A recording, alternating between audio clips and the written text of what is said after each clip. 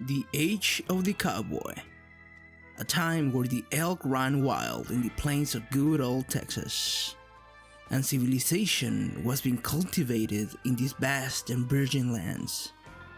It was a moment in time when lead did the talking, and man was made or unmade by his own hand. This mythical and electrifying sentiment that shaped the credo of the new American frontier was captured perfectly by the entire team of Rockstar in their magnificent series of Red Dead Redemption. Where the great majority of AAA studios focused on the impending doom of the world through their narratives, Rockstar takes a different approach by narrowing their scope and bringing us personal stories rooted in reality, where we are free to explore the motivations, shortcomings, and strengths of their characters. Both of their protagonists, John Marston and Arthur Morgan, are two of the best characters in video game history. Arthur, the tough and solemn all-American cowboy outlaw, who hides his artistic side and is a kinder man than he believes. And John Marston, a man with a troubled and painful past, trying to start anew, yet consumed by the demons of his former self. Without further ado, sit back, relax, grab some whiskey, and keep your revolver at hand, because we are going to look into the hidden meaning behind Red Dead Redemption.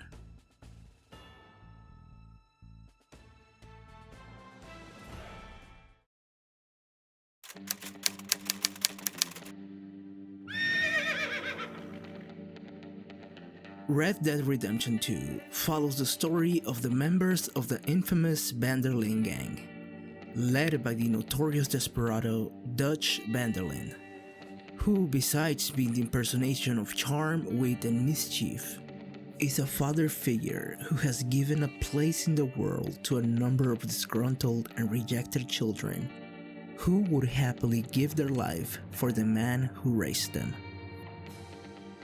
The game starts with the gang running from the law after a heist gone wrong in the fictitious city of Blackwater, where many civilians were caught in the crossfire. The gang, unable to settle in a permanent location, become nomads in a land filled with vicious gangs and corrupt detectives who won't rest until Dutch and his gang are annihilated. While Arthur and his companions are looking for quick ways to make money, Dutch is devising a plan. I got it. A boat. That never truly comes to fruition, making Dutch spiral out of control as the law is closing in on him, whilst the rest of the gang start to question his decisions, his motivations, but most importantly, his true intentions. Once it is clear who the real Dutch is, Arthur, who is suffering from a debilitating disease, decides to contradict Dutch and do all he can to make sure that John and his family make it out alive, eventually giving his life for this noble purpose. Which takes us to Red Dead Redemption, when over a decade later, John is a changed man, a farmer who is living by his own means and in complete accordance to the law. That is, until the US government kidnaps his wife and son, forcing John to aid in the capture of two of his former colleagues, Javier Scuela and Bill Williamson. After he fulfills this demand, the government agents learn that Dutch has been spotted nearby, and once again, they force John to put an end to him once and for all, which leads to a confrontation between John and Dutch, who decides to go out of this world by his own means. John is reunited with his family once again, and it seems that his past has been put to rest, and he can now live a normal and peaceful life in his farm. That is, until suddenly a battalion shows up at his home, and unable to fight them off, John sends his wife and son away. Accepting his fate, John dies on his feet, staring at the eyes of the man who betrayed him. And just like that, the Vanderlyn gang was no more. Years later, Jack is able to track the man responsible for his father's betrayal and kills him in cold blood, closing the circle of violence and ending the chapter of the Wild West.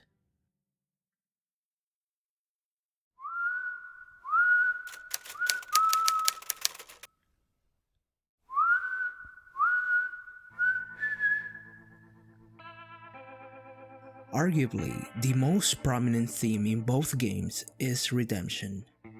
Despite common knowledge, redemption has a very specific definition. It is not simply a synonym for forgiveness. To redeem is to gain something you've lost. In Christianity, this mainly refers to one's soul. But the Greeks had a completely different idea. To them, redemption was a term used in the market. It simply meant to purchase something. However, this term, agorazo, was not normally used when buying trouts or tomatoes.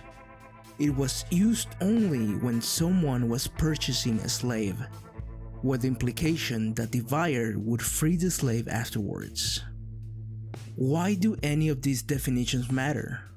Well, in both of the Red Dead Redemptions, the deaths of the main characters, despite being tragic, are also a necessary sacrifice to move the plot forward and give the next generation a chance at a normal life. This is perhaps a bit more obvious in Red Dead Redemption 2. Arthur lived a life of crime, not caring one bit of whom he hurt, who starved to death, and whose families were destroyed after he and his gang ransacked everyone they came across. Arthur was also a very honest man. He knew exactly who he was, and that gave him a unique charm that most characters lack. Unlike Dutch and some of the others who believed that the murders and robberies they committed were justified because they had an ultimate goal in mind, he was unapologetically himself. He knew he lived in a world where either you were prey or predator, and he had absolutely no qualms about it.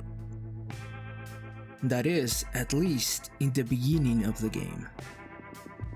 It was only when he was diagnosed with tuberculosis that he had a bit of introspection and finally understood that perhaps there was more to life than the spoils of death. Which is why Arthur had a complete change of heart since he learned of his impending death. His every decision has his close friends and family in mind.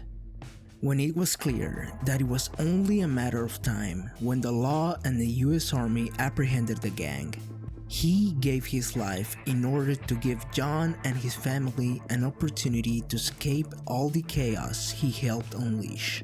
And it is no coincidence that in the original Red Dead Redemption, John's fate is nearly identical.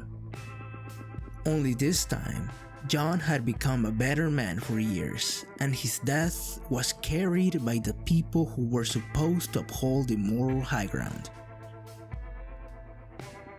With both of these protagonists, change of character was simply not enough to absolve them of their villainous past. A sin is a sin, and your past is engraved on your skin. Redemption ultimately requires justice, and justice does not forgive and does not forget. Yet, the death of Arthur and John were not simply the consequence of a cosmic sense of justice. Just like the ancient Greeks believed, agorazo had a pretty hefty moral weight to it. You either bought a slave, kept him in chains, forced him to work until exhaustion, and ultimately watch him wither away. Or, you could break his chains, feed him, and watch him grow and prosper as an equal member of society. what does this have anything to do with Red Dead Redemption? Well, there is one person in the entire series who is, in a manner of speaking, chained to a life of persecution and volatility. And that is Jack Marston. And he is the fundamental driving force of the redemption of both Arthur and John. Unlike them, Jack had absolutely no choice in the criminal doings of his father and the rest of the gang. Jack was born in chains, forced to depart from home to home, forced to live a life of hiding, living in fear amidst a bulletstorm that could end his young life at any time. There is no denying that his father had a gruesome upbringing. Being the son of a prostitute, and being sent to an orphanage at an early age, and learning to fend for himself, it's a task that few could escape unscathed. And the fact that John was able to walk away from that life and break the cycle of violence speaks truly of the utter fortitude and resilience of his character, which in any other epic or fantasy tale would have been enough to absolve him of his past. But not in the world of Red Dead Redemption, where brutal choices are met by an even crueler fate. John tried to amend his past. He became a man who put his ego aside and humbly, through sweat and honest work, tried to provide his son a life beyond petty crimes. But that was not enough. Only by his death he was able to finally release Jack from the sins of his father.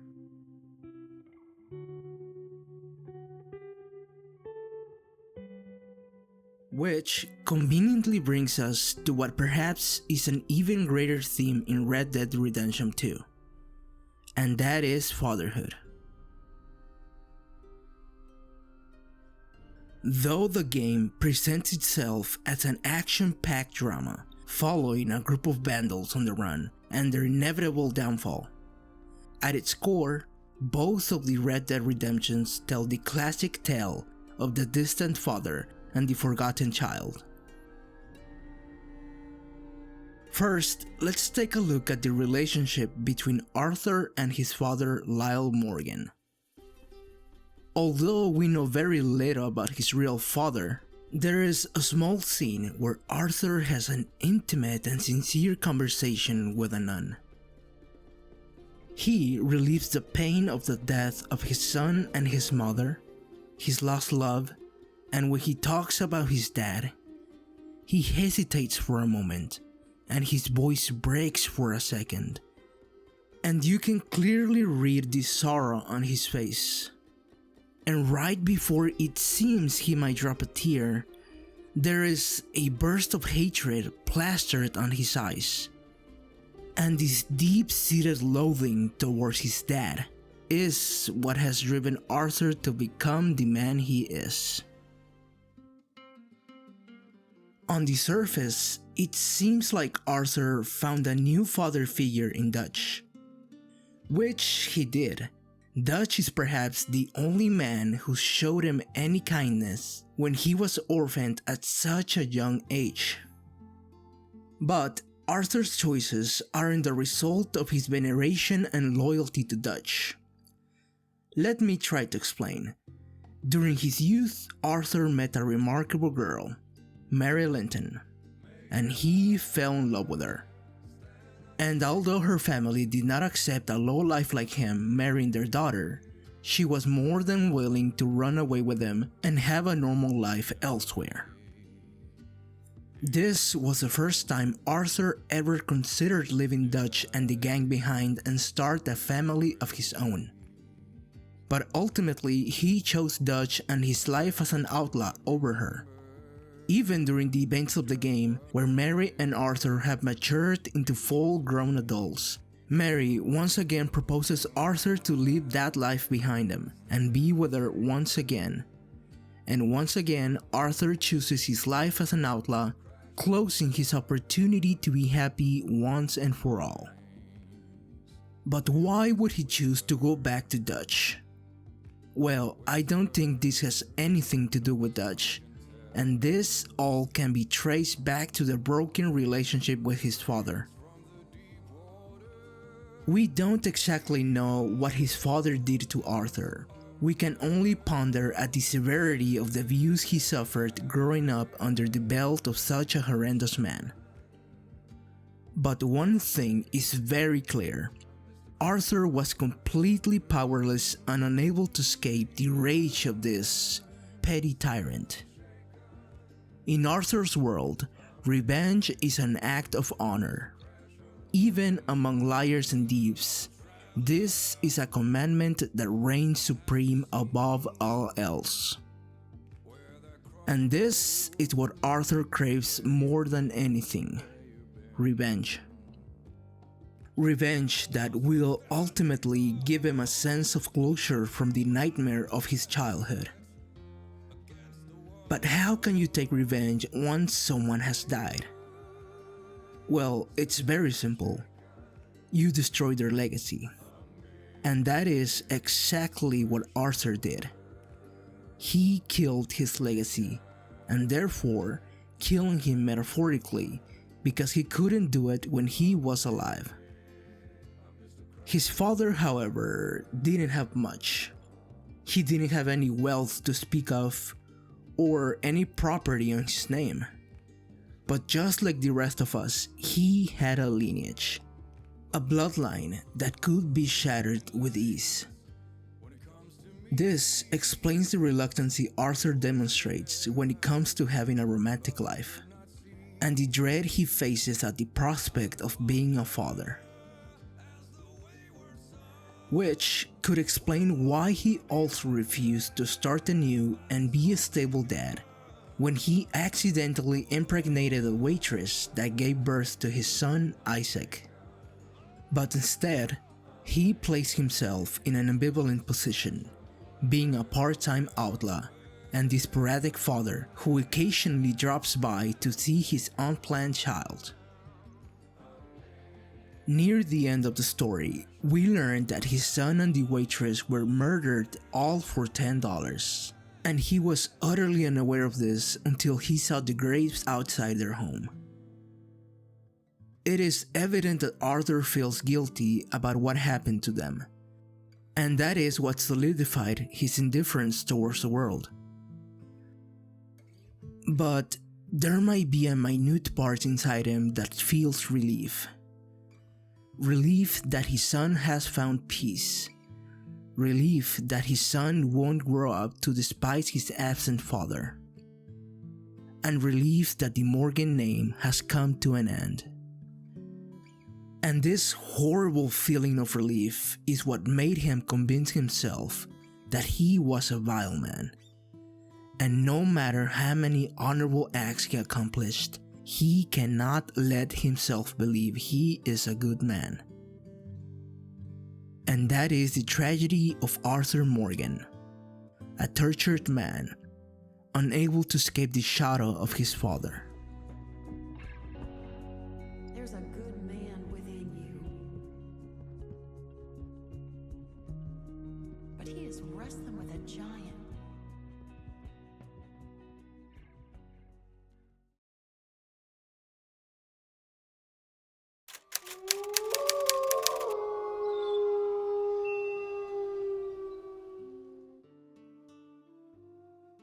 Though there are plenty of literary symbols creeping all across the world of Red Dead Redemption, perhaps it is Arthur's dreams that are the most obvious.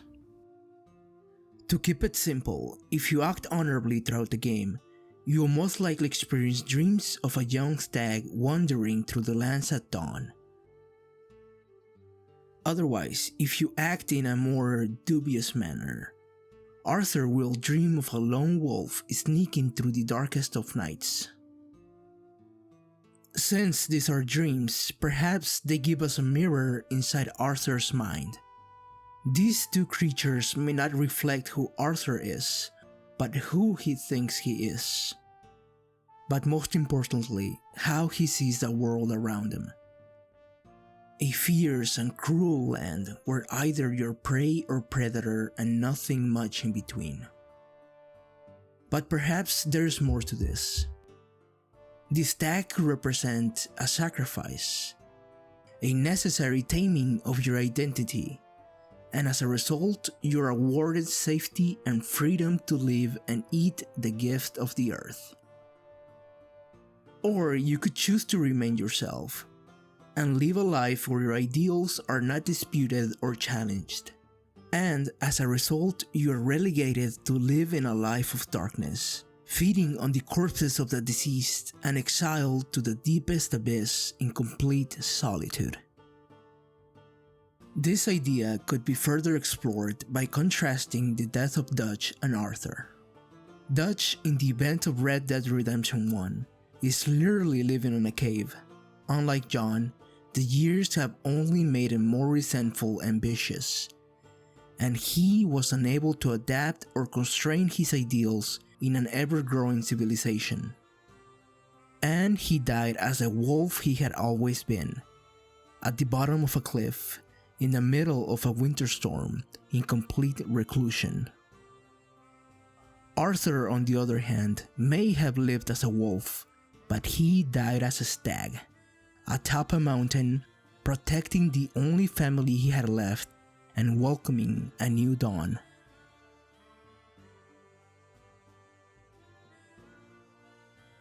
Though this may be a small one, the airplane is mentioned in the original Red Dead Redemption twice. Once during the opening scene of the game, and another time near the closure of John's story arc. In both scenes, this exact same phrase was used. One of them machines can turn men into angels. One of them machines can turn men into angels. Turn men into angels. Besides the obvious, making a man fly, what else could this mean? Well, I believe that the airplane is a symbol for the role of technology in the progression of human morality. The airplane being the perfect conduit for mankind to lift themselves out of the mere pleasures of the earth and be amongst the clouds literally and metaphorically. The invention of the airplane is a signal of a new era, an era where individuals will be accountable for their actions. Be it a huge criminal database, face recognition, or data mining, humankind will no longer be able to hide in the underworld, and eventually will be punished for their evil deeds.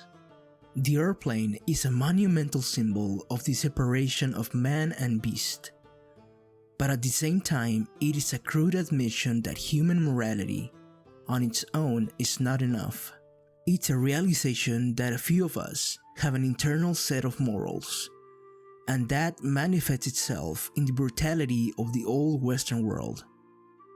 And only through our machines, the human spirit will be forced to be civil.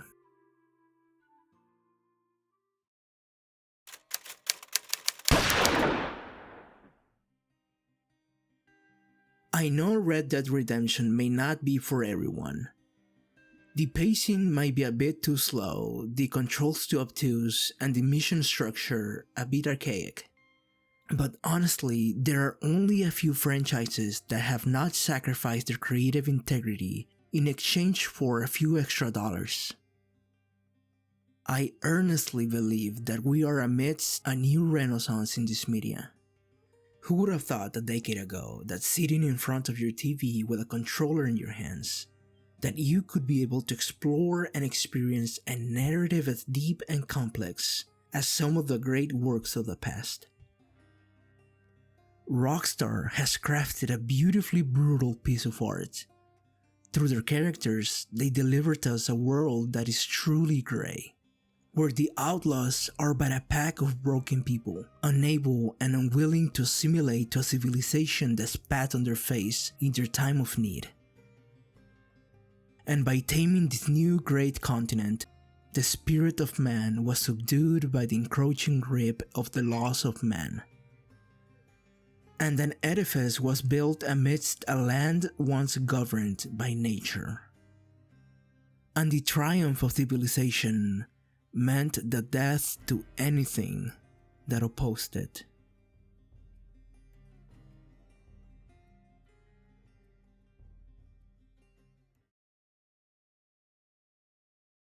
Hey guys, I hope you like what you saw. I put an incredible amount of effort into this one. I don't usually do video games, but to be honest, Red Dead Redemption deserved every second I spent making this video. I hope you had a blast. Remember to comment and leave a like, subscribe for more, and I'll see ya next time.